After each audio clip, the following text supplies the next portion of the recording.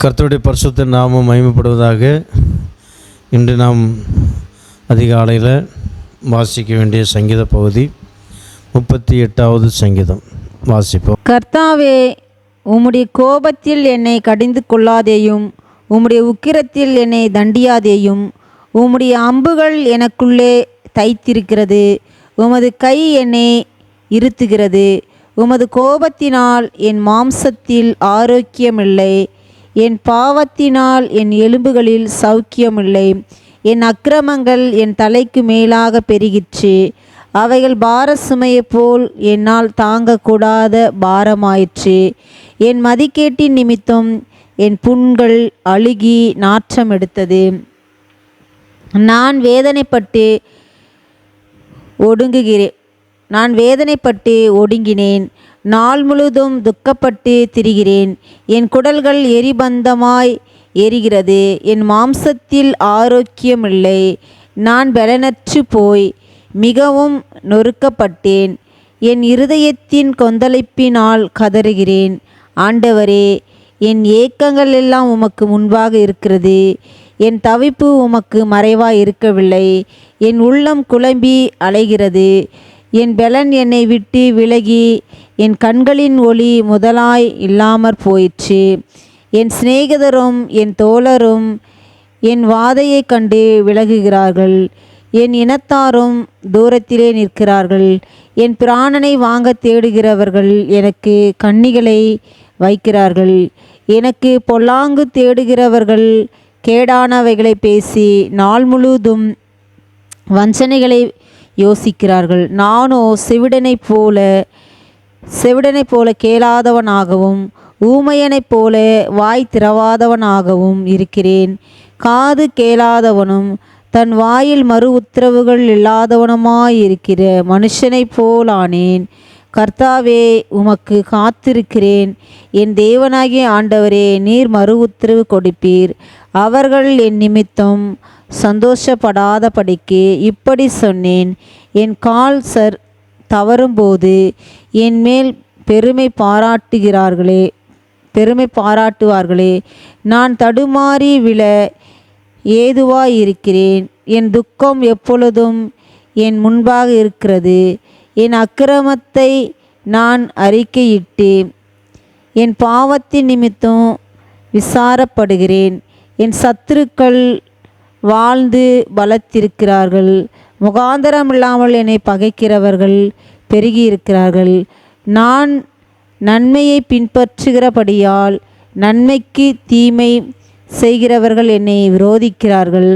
கர்த்தாவே, என்னை கைவிடாதேயும், என் தேவனே, எனக்கு தூரமாயிராதேயும். என் இரட்சிப்பாகிய என் ஆண்டவரே, எனக்கு சகாயம் செய்ய தீவிரியும். ஆமேன். ஆமேன். கர்த்தருடைய பரிசுத்த நாமம் மகிமைப்படுவதாக. நாம் வாசித்த சங்கீத பகுதிகளில் தாவீதுடைய சங்கீதம்தான். அவருடைய எல்லா வியாதிகளையும் பற்றி அவர் வர்ணித்து சொல்லுகிறார். வர்ணித்து ஆண்டவருடைய சமூகத்தில் ஒரு ஜெப விண்ணப்பமாக பாடுகிறார். உம்முடைய அம்புகள் எனக்குள்ளே தைத்திருக்கிறது, உமது கை என்னை இருத்துகிறது. உமது கோபத்தினால் மாம்சத்தில் ஆரோக்கியமில்லை. 3வது வசனத்தில் பார்க்குறோம். எலும்புகளில் சௌக்கியம் இல்லை. ஒருவேளை எலும்பு வியாதினால் நீங்கள் கஷ்டப்படலாம். என்னால் தாங்கக்கூடாத பாரமாக இருக்கிறது. தலை பாரமாக இருக்கலாம், தலைவலியாக இருக்கலாம். பலவிதமான தலைவலி. ஒன்று சைடில் வலிக்கலாம், 2 சைடு வலிக்கலாம், உச்சந்தலையில் வலிக்கலாம், பின்னாடி வலிக்கலாம். பலவிதமான தலைவலி நாட்களில் பார்க்கிறோம். பலவிதமான வியாதி. என் மதிகேட்டின் நிமித்தம் என் புண்கள் அழுகி நாற்றம் எடுத்தது. மதிகேட்டின் நிமித்தம் சிலர் காலில் புண்ணு இருக்கும். இந்த புண்ணில் அம்மா சொல்லுவாங்க, மருந்து போடுற அப்படிம்பாங்க. மருந்து போடவே மாட்டான், அங்கேயும் சுற்றிட்டே இருப்பான். ஜோமுன்னு எண்ணெயாக போடுற அப்படிம்பாங்க, போட மாட்டான், சுற்றிட்டே இருப்பான். பின்ன புண்ணு அழுகி நாற்றம் எடுத்த பிறகு, ஆமாம்மா என் மதிகேட்டு நிமித்தம் புண்ணெல்லாம் அழுகிடுச்சு அப்படிமா. பின்ன ஆஸ்பத்திரி போய் வெட்டி துண்டாக எடுத்து அதுக்கப்புறம் மருந்து போட அவர் வாயை கட்டிகிட்டு இருப்பான். அந்த மாதிரி நிறைய சம்பவத்தை நான் பார்க்குறோம் இல்லையா? அதே போல் தாவீதுடைய வாழ்க்கையோட தன்னுடைய மதிகேட்டு நிமித்தம் நிறைய தப்புகள் அவனுடைய வாழ்க்கையில் வந்தது நிமித்தம் நிறைய வியாதிகள். அதே போல் நாம் தாவீதுடைய வாழ்க்கையில் என்ன நல்ல பாடத்தை கற்றுக்கிட்டோம்னா, ஒவ்வொரு வியாதிக்கும் ஒவ்வொரு காரணம் உண்டு என்று சொல்கிறார். ஒவ்வொரு வியாதிக்கும் ஒரு காரணம் உண்டு. நான் வேதனைப்பட்டு ஒடுங்கினேன், நாள் முழுவதும் துக்கப்பட்டு திரிகிறேன். துக்கத்தினால் வருகிற வியாதி பாருங்கள். என் குடல்களில் எரிபந்தமாக எரிகிறது, என் மாம்சத்தில் ஆரோக்கியம் இல்லை. துக்கப்படுறதுனால வர வியாதி பார்த்தீங்களா? குடல், அதான் அல்சர்னு சொல்லுவாங்க. அல்சர் இந்த அதிகாரம் ஃபுல்லாக வாசிக்கும்போது பயங்கரமான வியாதிகளினால் ரொம்ப கஷ்டப்படுறார். அது ஏன் வந்ததுன்னா சொல்கிறார். இப்படிப்பட்ட ஒரு சுபாவம் நமக்கு வேணும்.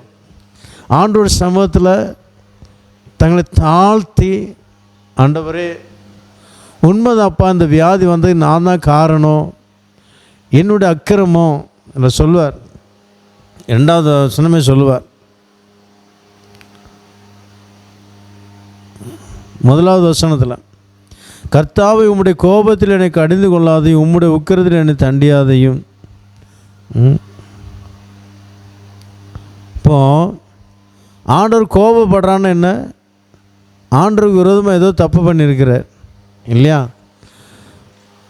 என்னை தண்டியாதையும் கோபப்படுற ஆண்டவர் கோபப்படுற மாதிரி பாவம் பண்ணியிருக்கிறார்.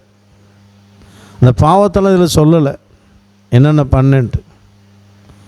ஆனால் மதிகேடினால் நிறைய காரியம் செஞ்சுருக்கிறார், அதெல்லாம் சொல்லி காமிக்கிறார்.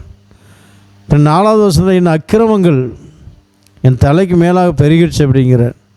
பயங்கரமான அக்கிரமம் கிரியெல்லாம் செஞ்சுருக்கிறார். எல்லாம் ஓப்பனாக சொல்கிறார்.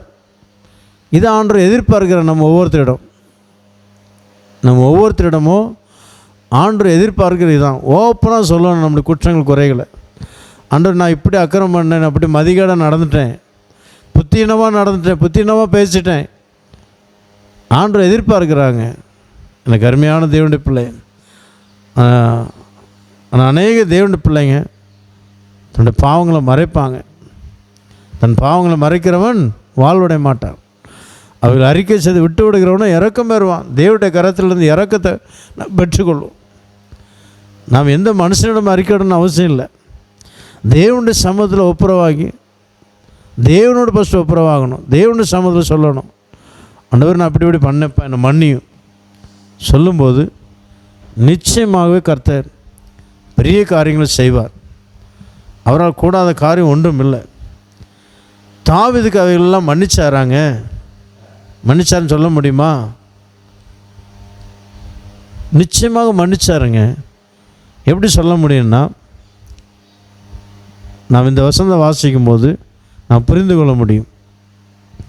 40வது சங்கீதம் 3வது வசனத்தில் வாசிக்கும் போது நாம் என்ன புரிந்து கொள்ள முடியும்?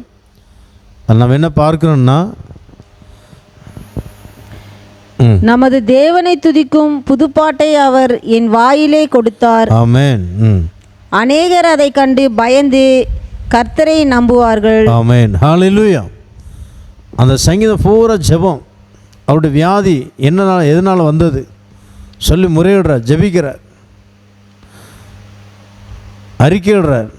என் பாவத்தினால், என் அக்கிரமத்தினால், மதிகேட்டினால், உம்மை கோபப்படுத்தினதுனால இதெல்லாம் வந்துச்சப்பா, எல்லாம் வந்துச்சு, இதனால் வேதனைப்படுறேன் சொல்லி புலம்பிகிட்டு இருக்கிறார். ஆனால் தேவன் அவருடைய எல்லா புலம்பலையும் கேட்டு தேவன் அவருக்கு பூரணமான ஒரு விடுதலை கொடுத்தார். அதான் சொல்கிறார். அதான் 3வது வசனம் நாம் என்ன சொல்கிறோம், என்ன வாசித்தோம்? நமது தேவனை துதிக்கும் புது பாட்டை அவரின் வாயில் கொடுத்தார். அநேகர் அதை கண்டு பயந்து கர்த்தரை நம்புவார்கள். எதை கண்டு? நான் அவ்வளோ துன்மார்க்கமாக இருந்தேன், அவ்வளோ பொல்லாத வியாதியில் தேவன் அடித்தார், இப்பொழுது நான் சுகமாக இருக்கிறேன், இப்பொழுது நான் ஆண்டவருக்கு சாட்சியாக இருக்கிறேன், ஜீவனில் சாட்சியான நிறுத்தி வச்சிருக்கிறார். எல்லா ஜனங்களும் கண்டு பயப்படத்தக்கதாக என்ன ஜீவனில் சாட்சியாக எடுத்து வச்சிருக்கிறார். என் செத்து போவான், அழிந்து போவான், ஒன்றுமெல்லாம் போவான், அப்படி தான் நினச்சாங்க. ஆனால் பாருங்கள், நான் புது பாடல் பாட, ஆண்டவருடைய நாமத்தை மகிமைப்படுத்த தேவனே ஜீவனில் சாட்சியான வச்சிருக்கிறாரு என்ன சொல்கிறார். அந்த வார்த்தை சொல்ல காரணம் என்ன? சுகத்தை கொடுத்துருக்கிறார். அதனால தான் அவர் பாட்டு அந்த மாதிரி பேசுகிறார். தேவனுடைய சுகத்தை பெறாமல் அவர் இந்த வார்த்தை சொல்ல முடியுமா? நம்ம தேவனை துதிக்கும் புது பாட்டை என் வாயில் தந்தார்னு சொல்கிறாரு. சுகத்தை கொடுத்துருக்க, விடுதலை கொடுத்துருக்கிறார்.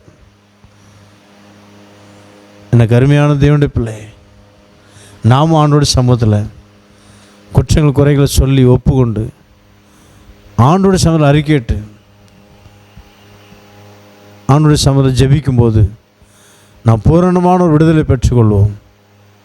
அநேகர் பயந்து நடுங்கத்தக்கதாக, ஓ இவர்கள் ஆராதிக்கிற தேவன் ஜீவன் உள்ளவர், பயங்கரமான மோசமான நிலவரத்தில் இருந்த இவர்களை தேவன் விடுவித்திருக்கிறாரே, இந்த சகோதரனை விடுவித்திருக்கிறாரே, இந்த சகோதரை விடுவித்திருக்கிறாரே, இந்த பிள்ளையை விடுவித்திருக்கிறாரே, கர்த்தர் பெரியவர் என்று சொல்லி ஆண்டவருடைய நாமத்தை மகிமைப்படுத்த ஏதுவாக இருக்கும்.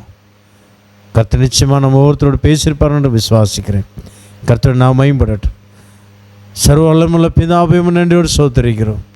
இந்த வார்த்தைப்படி நாங்கள் ஜீவிக்க எங்கள் ஒவ்வொருத்தருக்கும் உதவி செய்யும். உடைய நாம மகிமைப்படட்டும். இந்த நாள் முழுவதும் பிரச்சனைகளோடு கூட இருக்கட்டும். இந்த மாதத்தின் 2வது நாள் அன்று உடைய சமத்தில் வந்திருக்கிறோம். அப்பா, எல்லாருடைய வாழ்க்கை அப்பா ஸ்தோத்திரம், குற்றம் குறைகளை அறிக்கையிட்டு அப்பா ஸ்தோத்திர சுகத்தை, விடுதலை, ஆசீர்வாதம் பெற்றுக்கொண்டு உமக்காக சாட்சியாக ஜீவிக்க உதவி செய்வீராக. அப்பா சோதர் போகும்போது வரும்போது எல்லாருடைய பிரயாணங்கள் கூட இருந்து பாதுகாத்துடலாம். எல்லா ஆபத்து விபத்தில் விலைக்கு பாதுகாத்துக்கொள்ளும். எல்லா குடும்பங்களும் தெய்வீக சுகம் ஆளுகை செய்யட்டும், தெய்வீக சமாதான ஆளுகை செய்யட்டும். உடைய நாமம் மகிமைப்படட்டும், கிருபை கூட இருக்கட்டும். இயேசு கிறிஸ்துவின் நாமத்தில் வேண்டிக் கொள்கிறோம் எங்கள் ஜீவனுள்ள பிதாவே. ஆமேன், ஆமேன். கர்த்தர் ஒவ்வொருத்தரையும் ஆசீர்வதிப்பாராக. ஆமேன். God bless you.